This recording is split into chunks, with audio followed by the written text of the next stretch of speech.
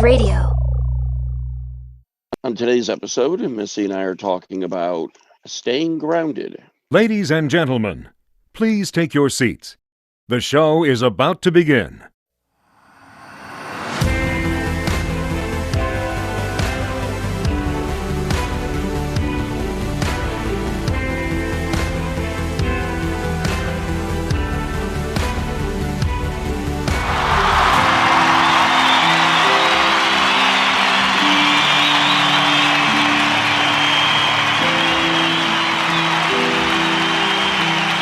Welcome, everyone, to another episode of On Finding Peace. This is the podcast where Misty and I talk about keeping our inner peace on a daily basis, regardless of what's going on in life, and giving some practical tips on how to do so. And if you're watching this on video, I am a little in the background, darkish, but I guess that's the lighting. But it's good to see you again. It's been a little bit since we've done this, Missy. Yeah, I know. There's been part of the reason for the podcast. There's been so much activity in the month of April for the both of us that it's been troublesome trying to mesh schedules to make sure that we could get this taken care of. But very enjoyable April, and I'm glad to be back and see you again. Yep. No, it's definitely good to be back, and our topic is going to definitely talk about some of those struggles, because we're not the only two, I'm sure, that have scheduling struggles because of life. I know, I couldn't get together a few times because either of my work schedule or medical appointments or just life happening. So, trying to keep that inner peace will be a good topic to talk about. And speaking of, this is the first time I've been able to sit outside in a while. Yeah. So it's nice to be back outside, even though you may not be able to see my face. But I see you're inside. I am, because it's hot. I'm in Florida, and it's like 100-degree heat index today. So I think I'll just soak up the AC while I am so grateful that we have that kind of luxury in life, But it's nice for you, spring has sprung, and I think that's kind of part of like the busyness that's been going on. Is like, we come out of hibernation and we're going into activity season, and so I thought that, I know that everything that I've been through, event after event, weekend after weekend, visit after visit, that it was definitely a great learning experience, and I enjoyed it thoroughly. And looking back, I'm going, wow, I actually did keep my peace.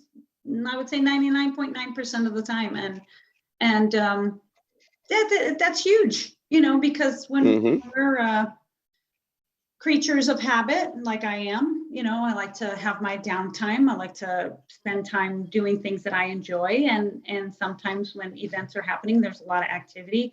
You don't always get that chance. And sometimes it can piss you off, excuse my language. But so far, like I said, for the last four weeks, it's been very neutral. And that's not something I think I've had the luxury of being able to experience when things have been so right on top of each other in the past. So what's your typical MO when all this stuff kind of comes all at once, and there's events back to back or people back to back? Exhaustion. Exhaustion. I hear that. There's typically a lot of chefs in the kitchen in my family, and I have learned to just kind of like let it flow, and however it flows, and it doesn't have to be my way. And I'll make a suggestion or give advice, and if it goes, it goes. If it doesn't, then it wasn't meant to be. Everything works out perfectly. And so my typical MO is exhaustion, unworth, not feeling worthy because my ideas weren't heard, I would think, and a lot of irritation. I would say that's how I've been in the past. And now I will tell you that it's been years since I've had events like this one on top of another. So I would have to say thank God for the growth. I'm very grateful that I can see myself differently, that I've shifted my ways of being. And as a result, not only was I more at peace, but I feel like the people that I got to interact with and, family members, the events, the circumstances, everything shifted. So, and that's huge, because that definitely, keeps you in the mindset that you are grounded in the beliefs of, for me, I would say it's, being in the flow of life rather than trying to control life. And it's like trying to wrangle an elephant that's mad, right? You know what I mean? And that's what I've done in the past. But here in the future, now I'm just like sitting on a boat and riding the waves. And it's just been really nice. Yeah, and I can empathize with what you're saying, especially the last part of kind of just being on the boat and letting the waves ride, and that's been a long growth process for me, coming from being very type A, and I wouldn't say a controller, because I never put myself out there to be one, but internally a controller. Yeah. So if things weren't going the way that I would like it to be going, or that I thought it should be going, that caused a lot of anxiety and a lot of stress internally. Yeah. And I've begun to learn over the years, and maybe it's wisdom with age, I don't know, but I kind of have in a positive way that this probably is maybe a grounded attitude, but just the attitude of I really don't care. And I say in a positive way. and All men are so lucky, I swear. Yeah, I just don't care. Women can do this too. Yeah, I mean, not not in the sense that I don't care about anything. I mean, I do No. care, Yeah. but when it comes to how things maybe are being done, or what people around me are doing, it's just more of a fine. You kind of do what you're going to do and enjoy your life, and and I find that more as my older kids come over with the grandkids, and they want to shift things around in the house or do things outside the way they want to do it. And in the past, I would have been all over the place fixing it all and changing it, or trying to say, you sure? But now I just kind of sit back and watch the grandkids have a fun time, and let the kids do what the kids are going to do. And that's where the I just don't care comes in. And I can appreciate that. I can appreciate that. And I kind of have a different term for it. I say staying in my own lane, right? Which is something new that, someone kind of pointed that out to me. Oh, you're staying in your own lane. And I'm like, you're right. I'm not meddling in other people's business. I'm not judging them for whatever they're doing. I'm not worried about what they're doing. I'm not trying to orchestrate what they're doing or have any influence over it. And it feels good. Like, it feels good to stay in my own lane. It feels comfortable and safe and, like all of the good things, but I'm still pushing my boundary by staying in my own lane and not being other people's business, and it's funny because, like you mentioned, some of the things with kids, and I have a 16-year-old who just got his license in December. He, turned 16 in October, but late because of COVID for the license. And then in January, he got his motorcycle license. Now I ride motorcycles. My significant other rides motorcycles. I'm not going to tell my kid he can't ride a motorcycle. Right. And he wants this, hella fast bike. And I'm like, the mom in me is like, no, that's a bad idea. All this other stuff. And the staying in my lane person is like, okay, well, we'll have to see how it goes. Like, he's got his own intuition. And I have girlfriends who are like, what?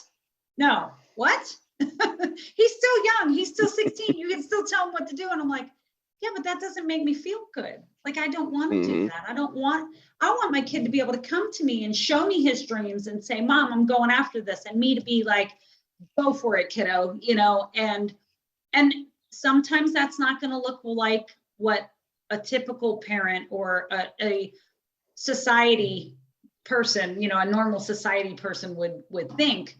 But they come to me and they trust me and they love me and they know that I'm there to support them. I mean, he's been riding great and that's wonderful. And then all of a sudden he's like, hey mom, I think I'm going to quit my job and start my own business. And I'm like, awesome. That's wonderful news. And so he's gotten his LLC established. He's gotten his EI, he's done the things and he's making money already, and it's only been a month Nice. because this kid's been doing this. So I'm like, if everybody had the ability to stay out of everybody else's business, I get that there's times when people come to you and they ask your advice. But Mhm. I have been more apt lately to point them to their own inner guidance system and have them think about it, sit with it, and make their own decision from their own inner guidance system. Right. And it, like I said, it helps me to stay grounded too, because again, I'm staying in my own lane, not in anybody Mhm. else's business. And God forbid anything crazy happen to my kid, but I don't know what his path is. I don't know what his purpose here on earth. Now, do I want that? God, no. God, no. Mhm. But will I be able to control it? Never. I'll never be able to control it. And the peace, the staying grounded part is me being able to know that he's Right. got it. He's got his own, inner guidance system, I guess, and instincts and yeah, and he's going to make it no matter what. He's going to do great. Mhm. So I just want to enjoy that while I can. Well, since he's got his own business and making money, I mean, the show could always have sponsors. Yeah. Just saying. Right. It would be great for Inglewood in Northport, Florida. I'm not so sure about Maryland unless we're going to make him travel. Yeah, well, but no, I like what you're saying because I think that many people, and I know even for myself, you lose an inner peace when you try to control what's not in your purview of control. Right. And if we really meditate on what in life is in our control, what we find is so much of our life is not in our control. So, we're trying to control all of these areas of life that just really are not controllable by us at all.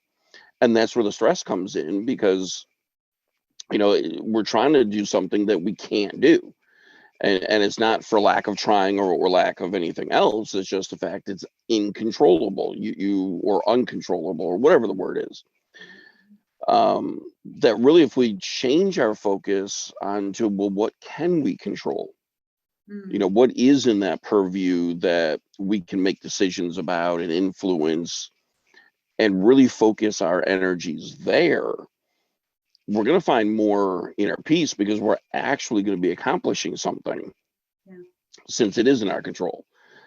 So like you're saying with your son, I mean, what eventually happens to him is totally out of probably even his control to some, degree, but definitely out of your control.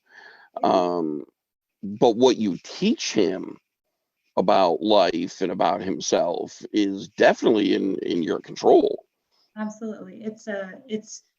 There's a term in society we use as responsibility. Most people take it as like, that's my fault. My responsibility. I didn't take care of it. It's my responsibility. I need to take care of it. And to me, your responsibility is your response. It's your response Yep. to a situation. It's your response to your circumstances. It's your response to life. And those all come from the ways of being, right? And are we being joyful? Are we being caring? Are we being compassionate, thoughtful?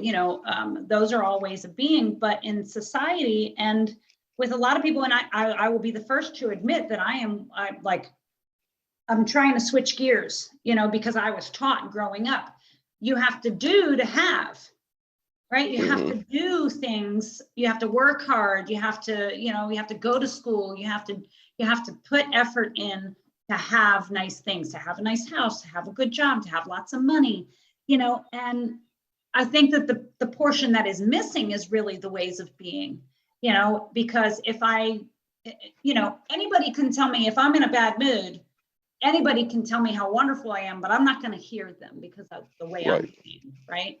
But anybody can tell me that curse me up one side and down another. And if I'm in a high vibrational, happy place, I'm going to be like, okay, sure, whatever, have fun with that. And, so I think that part is missing, because I think that, and, I can't speak, but from my perception, my point of view is that people who love what they do always have whatever they want, right? They always get to do whatever they want. So I own my own business, so I consult, I can do life coaching, I can do design work, I can do all of the things that I do, because those are the things that I really love.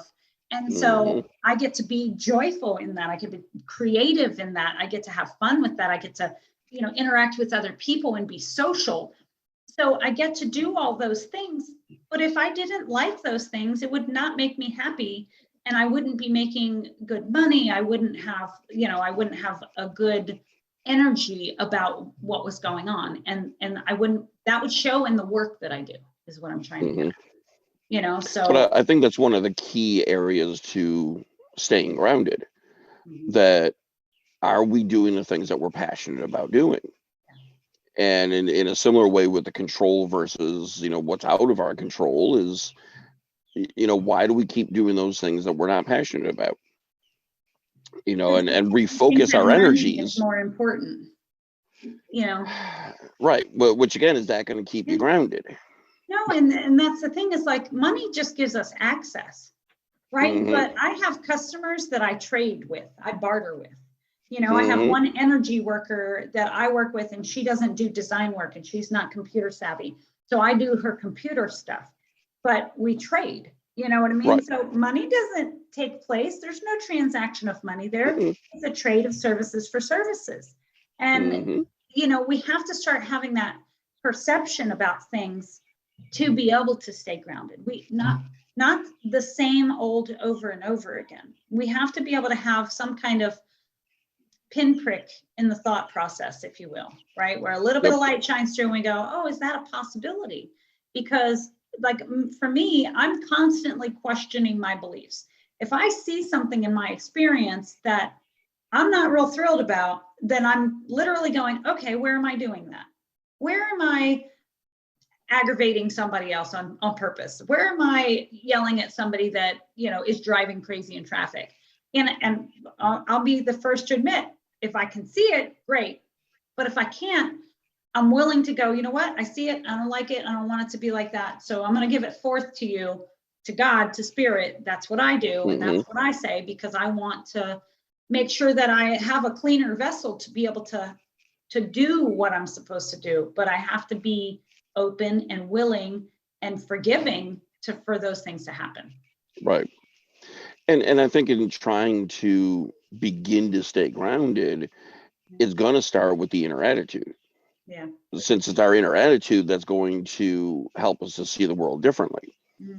So if there's a lot of negativity going on inside of me, then I'm going to view the world around me in a very negative way. Oh yeah. So the opposite would be true. So if I can go into an event or into a situation, with that positive attitude, then in the end, what am I coming out with is it's going to be an overall positive event.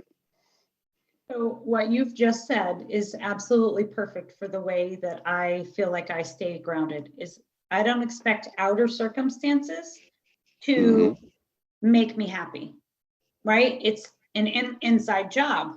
And so when you have that inside work that you're doing, you have the ability to extend it outward. If you don't like what's going on inside, you end up projecting it, which makes you lose your peace and keeps you untethered, if you will, right? You can't stay grounded if you're pushing out what you don't like and into the world, and that's what you're seeing, so it's an inside out job. It works on the inside and then you project it on the outside, or you feel it and you see it on the outside. Yep. But in the same way, where I do believe, and I agree with what you're saying, where it starts on the inside and projects to the outside, to me, then it's also circular, because now if I'm feeling pretty good on the inside, so I'm projecting this positivity outside, and I start to see more positivity around me, I'm going to be feeling even more positive, and then Yep. therefore more positivity, and that they're circular, and then the opposite being true. And that's where I get a lot of clients who say everything is just negative in the world, and part of that is because everything is negative within themselves. So I want to add to what you just said, because if it's circular, like karmic, right? It comes around, Hmm. goes around, but at the same time, you're elevating. So it's Yep. like this, and it keeps going up and up. So you're raising your vibration, you're coming up in levels, because if you just stay on the loop itself, then you're chasing your tail. So at some point you can't to escape the chasing of the tail, you have to rise up a little bit so that you can Right. elevate yourself and see, and then elevate a little bit more. And you can take that loop, but it's like a never ending connection. It's not going to connect. You're just going to keep going up. The loop will keep you chasing your tail. Right. Yeah. And that's a good thing to add to that. Yeah. And I see that elevation in the sense of saying, then you start with a bit of peace, and then you see good around you, then you have more of it, and then you see more of it. So yes, we're elevating, and we're going upward in there. Which again, though, the opposite would be true. I think with the negativity, we're going to push ourselves downward. Yeah, and my concern with our conversation right now is that people are like, oh, that's Pollyanna stuff. That's nothing but the power of positivity or motivational stuff. But it's not. It's deeper. Hmm. It's a wanting to have a better life. It's a wanter Yep. to, just to be able to continue to just want for more. And that doesn't mean physically, that doesn't mean monetarily. It just means to have more peace and to have more joy and experience it in the world and let others experience it at the same time. Yeah. No, I'm glad that you bring that up, because I'm definitely not the cutesy Pollyannish type. No. If people knew me, but I can come across that way, because I think in a lot of ways it is that simple to living life by, finding the positives, looking, in that way, and then living, the positives. But part of it too is also what mindfulness teaches us about staying in the present. It doesn't say stay in the present moment when it's good. So even if life is not going well for somebody, that's still what you're going to live with. So when you're living in the present moment, and as it says, non-judgmentally, we're not going to judge how we're feeling in this moment. We just know we're not feeling good, or it's not a positive feeling. Yeah. Or we can say truly life is not good at this moment. And we have to live that. But I think in staying grounded still says, all right, I'm going to have to accept where I am right now and try to figure out what I do next. Is still a grounded feeling, because the positive notion is what am I going to do next? Right. It's not saying, well, life is never going to throw me any curveballs. Yeah. It's more, so what do I do when that curveball happens? Right. And that's where, in my mind, the positivity comes in. That's the epitome. What you've just stated is the epitome of staying grounded, because you're firm in knowing that, okay, life's going to happen. And Hmm. what's next? Okay, this is just a moment. That moment will pass. It will always pass. And you can have an instant where you're like, oh, wait, I have a solution to whatever the perceived problem is. And then I move on.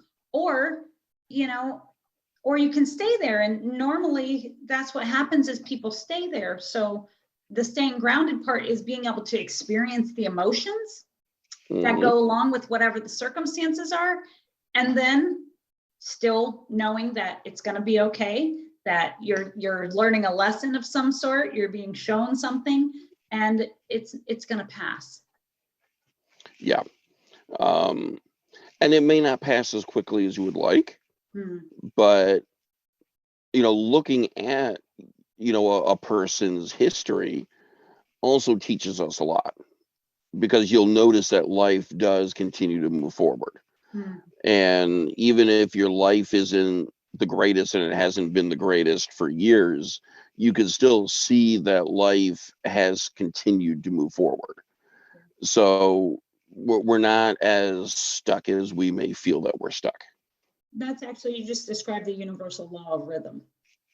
So, we wax and we wane, it's in and out, it's up and down, it's day and night, it's, it's all those things. And so there are going to be highs and lows. And, so I have one teacher who says, like if I'm having a low, let's say she's having a low month financially, she's like, ooh, I'm going to make so much more money next month. I just know it, and she knows that it's going to come back better and better every time. So you're going to have some dips. It's going to happen. But when you have that kind of attitude is what I'm saying, is like easy to stay grounded. It's very easy to stay grounded. Right. And again, not to sound that Pollyannish, I'm not going to say like, hey, great, I'm not making money this month, like awesome. Yeah, right. That's not what we're saying at all. But don't get in the fear. Don't get in the fear of never having enough or not having enough. It always works out. 100% of the time, it always works out. And that's where then you may have to put some more energy, and again, this would be the positive energy into, so how am I going to make this different so that next month, life is different for me, like what do I maybe need to change? And that begins to be that focus instead of that sitting back and just like, well, I'm a failure or whatever negativity you want to put on that. Yeah, I call it the deep pit of despair that nobody can see you in when you're in. Because mentally that's what happens. A tornado of thoughts, and it can easily funnel you down. But when you let those things go and you just let them pass like little wisps of smoke, you just have the ability to go like, oh, that was interesting that popped through my head, but not impaired that I focus on it, not important, but interesting. Okay, moving on. Yeah. Well, and that's where part of being grounded for me is the whole thing about solution thought. So even if it is something that I did that messed up, and maybe it messes up the finances or just some big mistake or whatever. So dwelling on that piece is not going to get us anywhere. It's not going to advance us anywhere. So I can still acknowledge it and say, all right, I'm the one who messed up.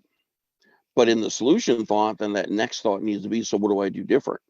Mm-hmm. What have I learned from this that I'm going to change and that I'm going to do different? Because, I could sit there and dwell on, I messed it up. Or I can acknowledge reality and then say, all right, so how do I fix it? Yeah. And does that mean I need to call in other people to help me? Does that mean I need to do some more research? What does all of that mean so that I'm solution focused instead of just sitting there, cutting myself down? Yeah. I like to call it I'm a solution finder, not a problem finder. Yeah. I like that. Yeah. Yep. Well, I like that. Pretty good. I'm not sure if you have the little timer up on your screen like I do. I do not. Okay. We're going to go ahead and thank everybody for listening to us today. And if you have any kind of things that you have questions on about staying grounded, please feel free to reach out to Chris or myself. We would love to hear from you and your comments. Yeah, definitely. And I appreciate the conversation. And I'm glad that we found the time to finally come together again. But yeah, definitely, grateful for everybody who's listening, and leave some comments, leave some likes, share this with your family and friends and people that you like, or don't like. Family functions, so you can learn how to stay grounded during them. Exactly. So, all right, awesome. All right, bye-bye. All right, bye.